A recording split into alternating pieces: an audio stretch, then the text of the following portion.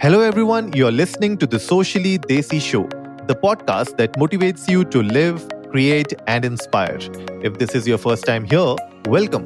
On our show, we discuss tips and strategies with our guest speakers on how to tackle problems related to personal growth, mental health, relationships, business and entrepreneurship, and health and fitness.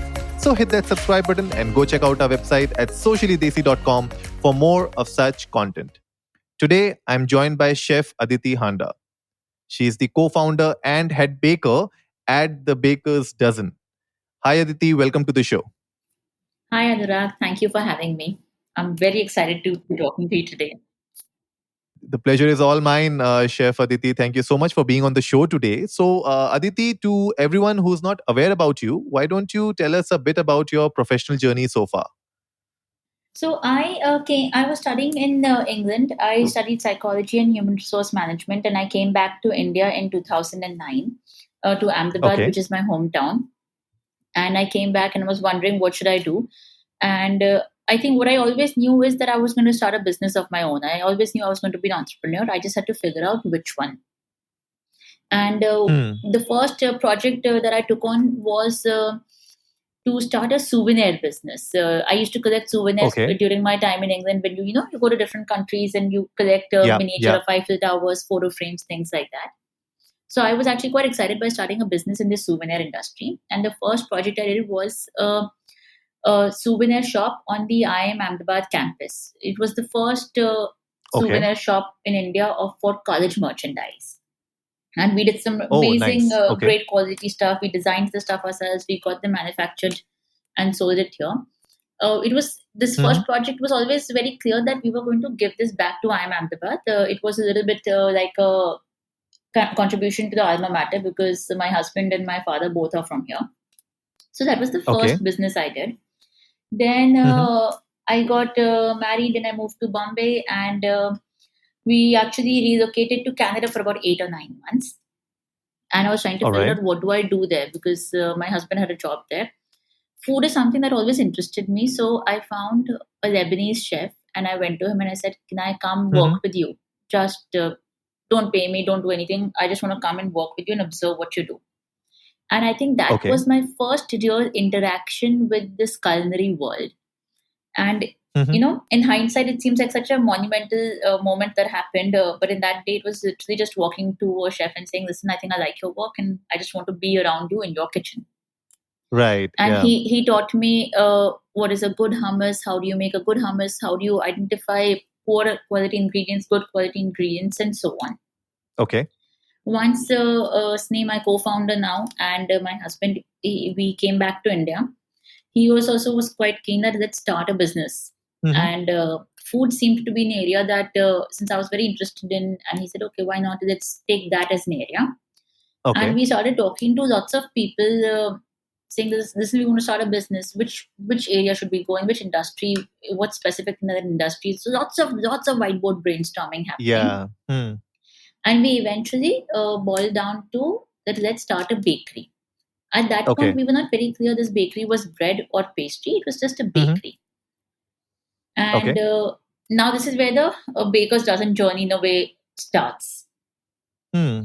Interesting. And we felt very strongly that one of us needed to be trained in the product itself. And since I was very fond of food any which way, so I said, okay, listen, I think I'm going to go and learn how to make bread. And we found like a really, really good quality course in New York. We were Hmm. very clear that wherever we study, it had to be a really good place because, if you want to be a master at something, you have to learn from a master, right? You can't So just go true. Yeah. anywhere. When I went to New York, I didn't totally know what I was going there for. I mean, I knew I was going there to learn to bake bread, but it was really with the intention that I'm going to be a manager who's a well informed baker. That is what my Hmm. intention at Hmm. that point was. This is sometime in Okay. March 2012. Okay. But on my fifth day of baking, I remember I was making a French sourdough and I Hmm. was holding the dough in my hand and it was really well proofed and I was very delicately shaping it. And somewhere in that moment, I knew that I am born on this planet to be a baker and no one else. That was the purpose of my life. Wow. that's And that's really, it's a good very, very big enlightenment. moment when, Yeah. exactly. And, uh, pre that, everything was very practical and with a lot of business sense. This was just a very, very emotional call that happened. And I Hmm. remember writing an email back to my family saying, I've had a moment of nirvana, and I think I want to be a baker. I only want to bake good bread, and we may or may not sell it, doesn't matter, but I only want to bake good bread. I Okay. also tried doing a short term pastry course at that point, but Hmm. I wasn't feeling it. I mean, I understood and I was good at what I was doing, but I felt at that moment my calling in life was bread. So when Okay. I came back from New York, we made a strategic decision that we are going to start a bakery called the Baker's Dozen, and we are only going to start sell bread. Our journey started with bread Okay. purely because bread spoke to me. Hmm. I understood bread. Bread understood me. There was a connection between me and my dough, and lots of more cuckoo talk like that in my head. Yeah. So that was the idea of the Baker's Dozen. Hmm. And what was the reaction of Sneh when he heard you, saying that let's open a baking shop and baking business, and I'm gonna be the head baker there, and I'm gonna cook everything. He was, I think, more than happy with it. So where I think Snake's been extremely supportive right from day one. He's all he's always understood that people should play to their strengths. Hmm. And I think I've always had a lot of freedom, whether it's Sneh or from the entire company, all our employees, even the sales team saying, okay, listen, I think Aditi understands bread.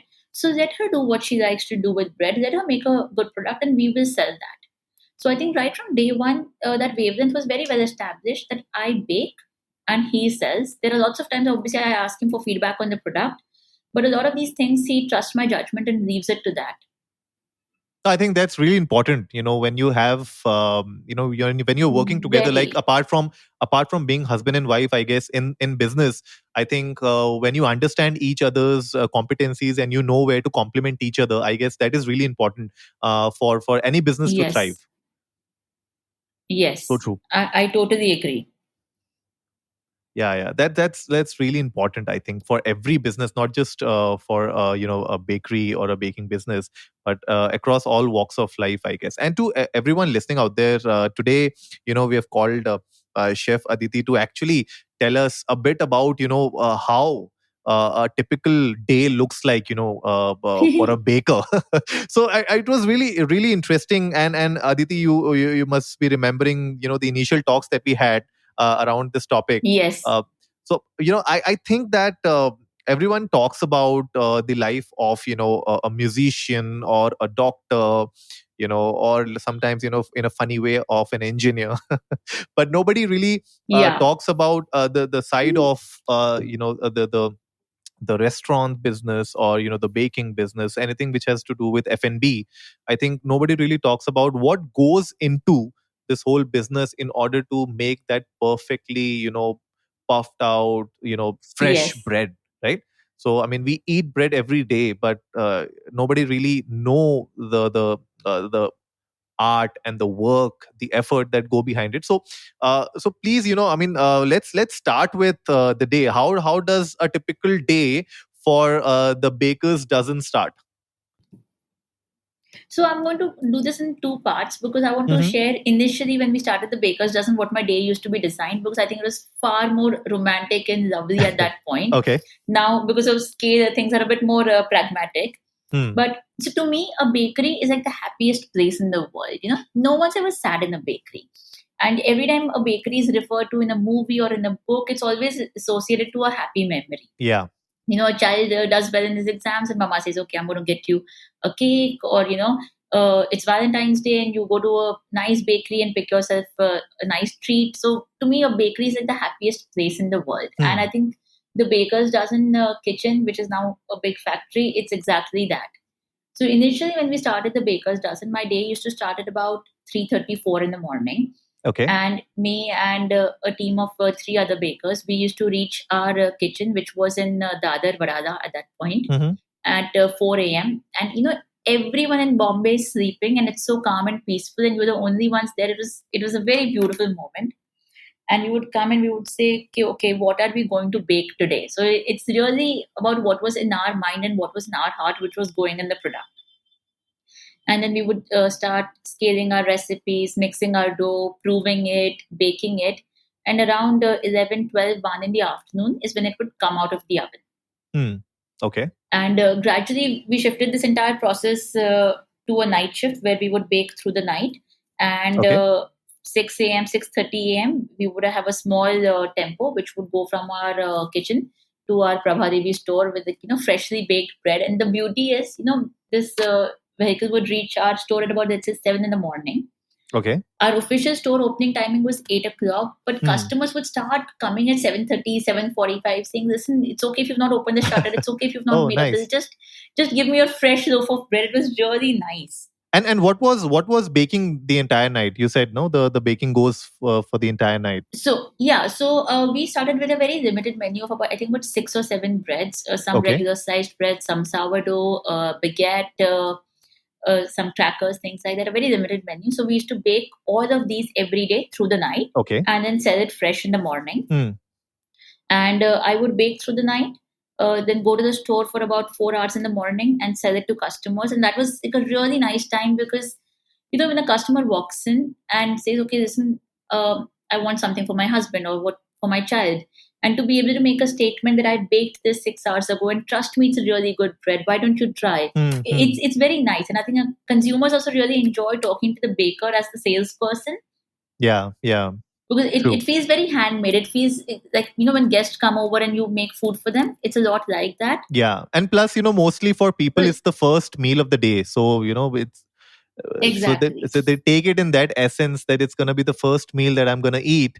So they like to talk about it, and they feel special if you can give something which is like a very custom or very uniquely baked uh, uh, product. So I think Exactly. that is something that really connects with a lot of people. Like, it really connects to me.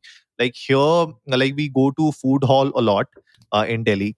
Yeah. And I try, and me and my dad, we are big foodies here in the house. So we keep trying different things. We keep trying different dough. We'll keep trying different kind of breads, and that's one thing that I really like. That when you go to a store like a food hall here in Delhi, you get so many options. But then the only thing missing is that there's nobody to tell you what it is, and what can I make E- with this. So that's missing, I guess. exactly.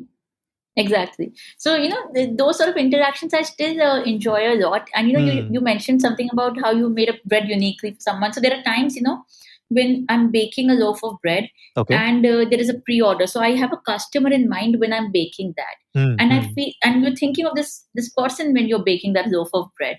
And, when those 10 pieces come out of the oven, you were like, okay, listen, this one looks the nicest. This is the one I'm going to give to that customer. So, there's a lot of personal thought that goes, and I feel so great that after 8 years, when now the scale is so like it's much larger and Hmm. there's a professional operation running it. We got an email from a consumer about a month ago saying that you used to sell this bread called the walnut trace and it's not there on your menu anymore, and I really like it. Hmm. And can you make this for me? And I was like, definitely, I would want to make this for you because everything's getting made. But when you get a very specific order like that, at times you don't want to always think about whether it's commercially viable or not, right? You want to be Right. able to make Right. someone happy. So I said, listen, no problem, we just work out some logistics, but I, even if it's just 2 pieces of that bread, which is true, I bake only 2 pieces of walnut raisin every Saturday for this customer. And it gives Hmm. us a lot of joy that you're making something so custom made even at a large scale now. True. So that Yeah. used to be my schedule, let's say about 8 years ago. Now, Hmm. obviously, the business has become bigger, life has become complicated. We have kids. This pandemics happened, so now my schedule is a bit more different. Where generally in the mornings, my first couple of hours goes with the kids and their Zoom classes these days because Okay. all schooling Hmm. is happening on Zoom. Yep. And then I reach my plant. Our factory is operational 24 hours a day for 6 days a week. Hmm. So by the time I get there, things are already in process. But I think when I get there, things are about to start coming out of the oven. And Okay. my main job now is to ensure, because it's still a handmade product, Hmm. is to ensure that processes are stringent in a way that each product that comes out of the oven, although it's handmade and although it's a bit different than the previous month, there has to be some level of consistency always. And that's very, very important. So a lot of my time goes into ensuring this consistency is there, ensuring people are getting trained till date. When we hire people at the plant for whatever process it may be, whether it's someone for baking, whether it's someone for packing, I believe a lot in spending time with them Hmm. directly to train them, to be able to pass on the same passion my chefs were able to pass on to me. Right. Right. So when you So say a plant, so I'm assuming that it's a centralized plant that you're talking about, yes, because you're in yes, seven cities, I guess. So so yes. are you baking So at one place and delivering across? yes, so about 2.5 years ago, we Mm-hmm. wanted to expand beyond Bombay and Pune, because what was happening is it's a fabulous product, and we would get a lot of customer queries from Delhi and Bangalore saying that, listen, can I get this? And we were not able to serve them, and it just felt that if you're making a good product, everybody should get to eat it. So Right. we started finding a way, if there's a way we can manufacture at a larger scale, but we wanted to do it centrally because it's still handmade. It Yeah. is made using the exact same equipment and the exact same technique as what I was doing in 2012, 2013 when I was baking alone. And today, when we have a team of 50 bakers, it works exactly the same way. It's still handmade. Hmm. And the only way we would be able to get consistency is to have a central manufacturing. A central manufacturing meant we had to increase the shelf life, but at the baker's dozen, we've always believed for not using preservatives. So we have adopted a packaging technology called modified atmosphere packaging. We're the Okay. first ones in India who's doing this for bread. What So is that what exactly? happens is the bread or the cake, whichever baker's dozen product you buy, it's in a plastic box. This Hmm. plastic is a special plastic, which is a barrier plastic, which means it does not allow oxygen to enter.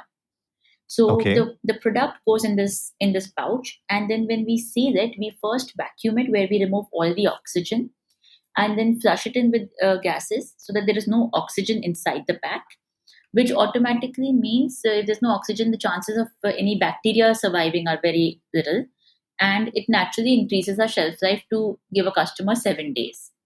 Hmm. So we were Okay. able to naturally increase our shelf life of this product, and we said, great, now that we can do that, we can centrally manufacture, and we send goods to each city 3 to 4 times a week. So they get fresh stock 3 to 4 times a week Hmm. for bread. And it's a handmade product, it's consistent, it still is as genuine as what it was back in 2012 when this was a really small scale bakery. So that's what we've been trying to do for the past few years. And how do you keep, like, you said you started with a small menu, and now, on the website I could Yes. see that there's like, I think, everything for everyone, like something for everyone, I guess, that's the right word. Something for everyone. So uh, how do you decide, what sort of feedback do you take, and how do you decide, and when do you decide to update your menu? So we've always believed in growing organically. Like I said earlier, we only wanted to start with bread because bread is all that spoke to me. Then Hmm. about 2.5 years into Baker's Dozen, where we felt that we understood bread and we knew how to make a good bread and sell a good bread, is when I went to learn pastry. This was in 2015. So I went to Le Cordon Bleu in Paris, and I wanted to learn how to make pastry. So when I came back, that's when we started our patisserie menu. Uh, Okay. we very gradually add items on our menu. So at times it's customer feedback. At times it is just we keep experimenting a lot with new recipes. We have a small R&D department which whose deliverable is to take the current recipe, make it better, and to develop new Okay. recipes. And when we Hmm. are developing these new recipes, we don't always have the intention of launching it. It's just something we keep in our pack. Maybe we launch it. Maybe we'll do a limited edition menu from that sort of an intention. And we feel, okay, this is a time to launch a new product, and maybe it's Hmm. Christmas, so we want to do something Christmas specific. We did a very interesting thing in September 2020. We were Okay. celebrating the sale of selling 1 million sourdoughs. So Oh, for that, nice. we put up a post on Instagram saying that we want to make a new sourdough, but you tell us the flavor. And Hmm. whichever flavor gets selected, we are going to put the name of the customer for a weekend launch on top of the pack. That was supposed to be just a weekend launch. It was not supposed to be on the menu. And Hmm. we Hmm. got Okay. so much customer feedback. It was great. And when we were reading the options that customers had given, there was this one option. As soon as I read it in my heart, I knew this is the product I want to make, which was a chili cheese sourdough. Oh yeah, I And can see it on the so website. we Hmm. Yeah, so we listen a lot to our emotions and our heart when we develop a product. We don't Hmm. always look at the commercial viability of it. So we said, great, this sounds good. So we did a lot of trials. We got this product in place. We launched it for the weekend, and obviously we put the customer's name and informed her. And that product was a huge hit. Everybody loved it. Instead, they came back the next day saying, "We want more," and we said it was just for the weekend, so we are sold out. And we had happy customers, we had angry customers saying, why, how are you sold out? I want more, I want to be able to buy this. Yeah. So I think a month into it, we said, great, this product has gotten a lot of customer love, now Hmm. let's launch it commercially. So there are times when we do these little fun things, and if we feel customers will really want a product, we put that on the menu full time. No, I think that's a great way to analyze and see if the market is ready for your product. I mean, especially for a product which requires you to actually create something new, right? Create something new, and you don't know Exactly. whether that's gonna work or bomb with the market. So I think that's a very smart and witty way of checking out which will work commercially for you. So I think that's great. So I think that was a good campaign that you ran last September. So kudos on that for you and your team. Apart from that, Thank you. apart from that, tell me something. How's the work life balance as a baker? So I think initially for the first 5 years, there was no work life balance. There was only Hmm. work. That was it. Hmm. There was no personal life really, because when you and your husband both are into the same business, and it's a new business that you're starting in a busy city like Bombay, Yeah. there is very little time left to breathe or not to think. Hmm. And I think Hmm. we were really enjoying that, because even you don't have too many responsibilities at that stage in life, so you're more than happy to be fully immersed into work all the time. I think the question of having a work life balance really kicked in the year 2017 when our sons were born. Now we have twin sons who Okay. are now 4 years old. Hmm. And so, again, that was like a bit of an emotional journey, because I was quite clear that, once the kids are born in 2, 3 months, I want to get back to work. And nothing like that happened. I think once the kids were born, I was so like in love with them and so engrossed with them, and I wanted to do everything for them. I didn't get back to work for almost a year and a half or two Hmm. years, and Okay. it was Sneh and the entire team who was like in a way holding the fort down. Now I think there's a better work-life balance where I get a few hours with the kids in the morning. We try to be home by a reasonable time, like 7ish in the evening. You get time with them. Sundays is something we are very clear. Sundays absolutely no work. You Okay. Because Hmm. Sundays is like your one day when I feel like no work today. Today's just going to be about the family and nothing else. Right. Yeah. I So think I I think think you now we've need been that able to kind of strike a much better balance. yeah. I Yes. think you need that one day in a week to really rejuvenate and just relax. I guess that's really important. Yeah. Otherwise you're constantly in that work mode, and you get sucked into that whole because like you said, both of you True. are in the same business, your partners. So sometimes it's like every talk that you're doing is all about the baker's dozen and nothing else. Exactly. In this, our team also plays a huge role, because when we started, we didn't have a very big team. We had a very small team, Hmm. and over the past 8 years, we've been able to develop a very nice team from either the production end or the sales end or the HO end. Hmm. And I think the team becomes very supportive in things like that. I think I could take a maternity break for about a year and a half, purely because my production team was so well in place that they could really hold the fort down whilst I was caring for my kids. True. Yeah, I guess. I mean, having the right team is really important because that's something that can Yes, make or break your business at the end of the day. And for any startup, exactly. it's really important that you have those kind of people on whom you can rely and leave things in their hands. Otherwise, taking a break for a year and a half is like it's really long for a founder. It's a huge time. Exactly, it's a very very long time. A lot of people don't get the option of being able to do something like that. True. True. But tell me, Chef, what were the challenges that your business faced during the initial phase of the pandemic last year? Because a lot of restaurants and hoteliers, Yeah, I spoke to a few during the lockdown phase on Socially Desi. Also, I spoke with the vice president of Lee Meridian in Delhi, Chef DK was on yeah. the episode, and even he shared his views on how the hotel business was getting affected, the hospitality industry was getting affected. I wanted to know from you what sort of challenges that you faced as a baker in the F&B business. So I think, I always say when the Janta curfew was announced, we Hmm. were shut on Janta curfew. And I think on the same day or the next day, they announced the first lockdown. And at that point, I think I used to very naively believe that if the country is under a lockdown for 15, 20 days, we are going to Hmm. get rid of this problem called the COVID. Yeah. And I was thinking that we should probably just shut operations altogether and stay safe and keep the company and the team safe. And SNE felt very strongly that listen, we're essential service providers, we should not stop. Hmm. Hmm. And whilst we were discussing, we realized that it's our duty to stay operational. It was our moral obligation in many ways. Doctors didn't have an option of stopping. Police didn't Yeah. have an option of stopping. Medical professionals didn't have an option of stopping. Now, and we felt, in a country like India, if suddenly essential service providers, especially food providers, would stop it, it would create a huge amount of panic. And clearly, True. we didn't want that to happen. So we were operational throughout the lockdown. Okay. Now, I think what was very clear is that we were going to be operational. The plant was not going to take a shutdown. The stores were not going to take a shutdown. We were going to provide a loaf of bread to every customer, irrespective of the time of the day they asked for it. 10 a.m. in the night, 12 in the night, doesn't matter. And the deliveries were Now the handled in struggle was, house. yes, because in the first couple of lockdowns, Swiggy, Zomato, they were not available. Hmm.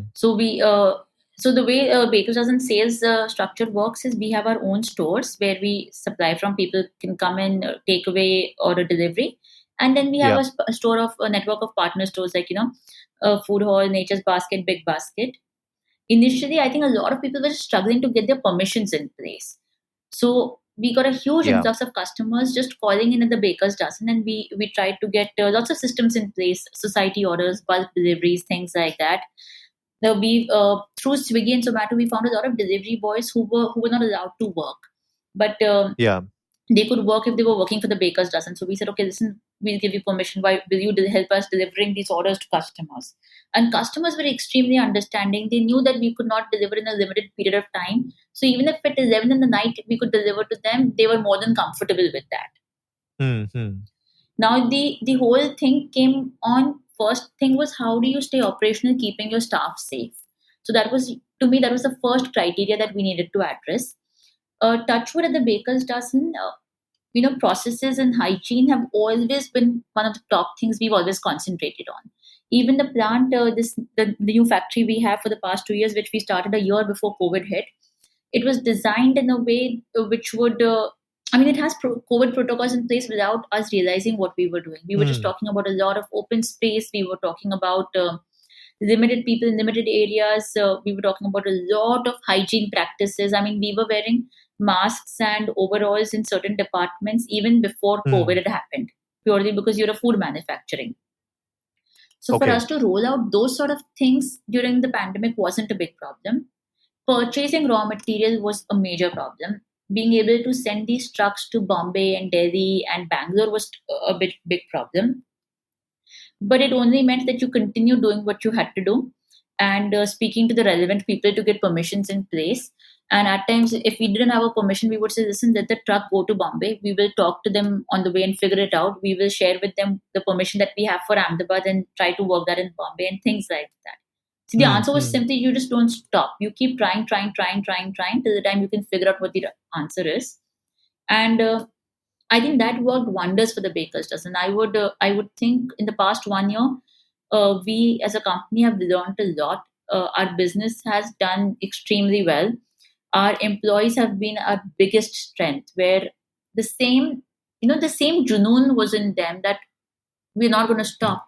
Customers Yeah. need us. We're not going to stop, no matter what. So we didn't experience some of these issues where employees refused to come to work or they migrated back home. We also took a lot of care of them. We have about 25 people who work in our plant who are from Uttarakhand. Okay. And within about 2 weeks of the lockdown happening, we made some in-house staff quarters for them, and we moved them over there because we knew they would be safest there. So Yeah. there were lots True. of things we did for our employee, not just safety but their comfort also. That we needed them to feel at ease.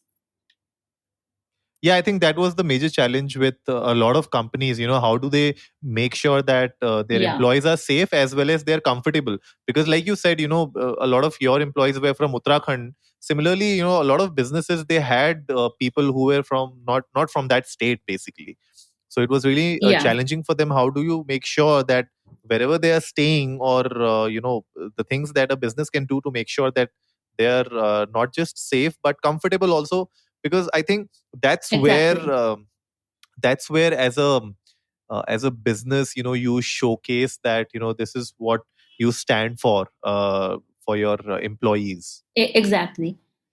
And we're still a very young startup, so for us, Hmm. a lot of these things are not bureaucratic. So I remember at 10:30 in the night. So the first 2 months, the area where the manufacturing unit is, it was considered a green zone. There were no COVID cases over there.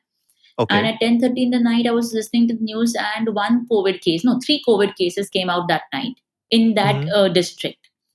And overnight, we shifted our staff to in-house quarters, and we said, okay, let's just spend some money, get something up and running.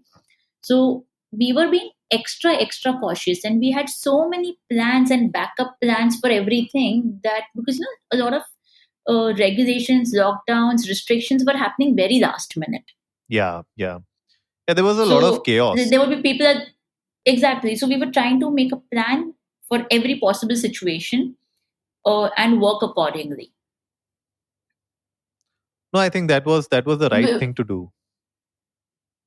which was fun in its own way. I mean, the business has been good and stable for the past several years, and this chaotic situation happens, and then you go back to your olden days when you know how to deal with chaos. So it had its own entrepreneurial kick in a way. Yeah, I agree with that. I agree with that. And so, to everyone listening, there's something special which is happening today as well. And, Chef Aditi and the Bakers Dozen have been kind enough to sponsor a small giveaway for the Socially Desi audience. So, Chef Aditi, why don't you tell our audience what's going to be there in the hamper? Okay, so I'm going to keep it a little bit as a surprise, but so we make about 60 odd products, Hmm. but I'm very biased to about three, four, five of them. They're like my favorite products. At any time of the day, these are the ones I would always think of. So we've curated a hamper with some of my favorite products, which I'm not going to share right now, but it definitely has a sourdough in there for you Hmm. because you can't get my favorite hamper without a sourdough in it, and a couple of other ones. So hopefully you enjoy it as much as I've enjoyed baking it for all of you.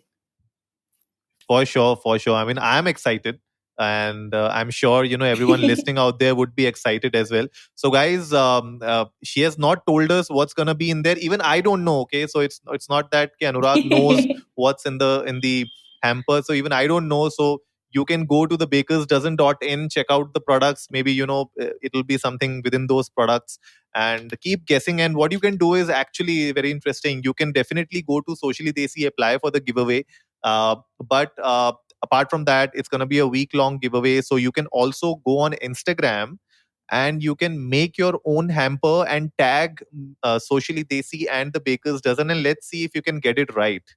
And if you can get it Wow. right, it'll be amazing, right, Aditi?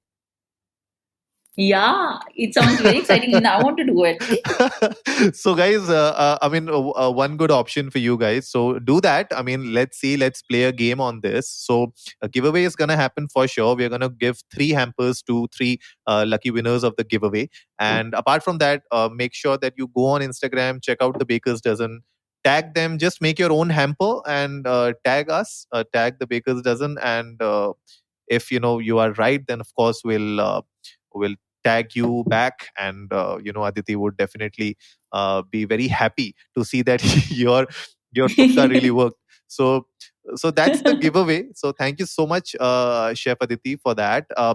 Before we wrap up today's episode, one thing that I keep asking my guests and experts that come on the Socially Desi show, that is that Yeah. so my question to you is, what are some of the key takeaways for young entrepreneurs or young chefs who want to get into the baking industry, start their own small bakery? What should be Yeah. the key takeaways for them? So first thing is whichever business you want to do, whether it's a food business or a service business, any business that you want to do, whatever is this product that you're going to make, I feel you as an entrepreneur should become a master at it. Hmm. You should have a very, very, very deep understanding of what this product is. This product could be a app designing, this could be a bakery product, this could be a zip manufacturing, doesn't matter. Whatever is your product, you as an entrepreneur first become a master at it. Second is start really small. Don't start off on a very large scale. Start small. Get a lot of customer feedback. Your first set of customers are always going to be your best ones. They will give you the most genuine feedback. And based on that, develop your business. Third is being an entrepreneur is an extremely difficult journey. It is not easy by any stretch of the imagination, but it is this chaos which gets all of us entrepreneurs excited. We thrive in chaos, which is why I said when the pandemic happened, it's chaotic, but you look forward to chaos to thrive in it. So when things get difficult, don't give up. That is when you give everything that you have, and after that, a bit more. Because if you can pull through that bit, trust me, you're going to be able to make it in life. So these are the 2, 3 things that I would say. First, become a master, start small, and never, never, never, never, never, never give up. Oh, that's really really insightful, chef. Because I totally resonate with these steps, especially the first one. Because, like you said, you wanted to start a bakery. You were, you had your degrees, and you could have been a consultant, like your husband. You could have been a management consultant working somewhere in a MNC. But for Yeah, you to start a bakery business, you didn't really need to become a baker. Like, you could have just handled the exactly. business, hire some chefs, and they could have made that product for you. But I guess it's really important that you said the first important point is that you have to master what you are actually planning to sell. Yeah, And you need to get your hands dirty, and that's really important. And even I believe in that if you're starting something, even if you don't know that, I mean, yeah, take some time and learn that, at least, even if you don't plan to do it, but at least exactly. learn it. So that you Yeah. know the things. So that's really powerful. Like, that's a very powerful message. So guys, please make note of that. That's really important, and I'm sure these insights will really help you to take the next step in your entrepreneurial journey. So with that, Chef Aditi, thank you so much for being on the Socially Desi show. You have been a lovely guest. I really enjoyed it, and I'm looking forward to the giveaway. Thank you, Nurag. Thank you, everyone, for listening in. And I really hope you enjoy your hamper. So that wraps it up for today, folks. If you liked the episode, give it a big thumbs up, share it with your friends, and let's go viral. Remember, our weekly podcast features episodes on personal growth, mental health, relationships, business and entrepreneurship, and health and fitness. We would love to have Chef Aditi on our show again in the future to talk more about the wonderful world of bakery.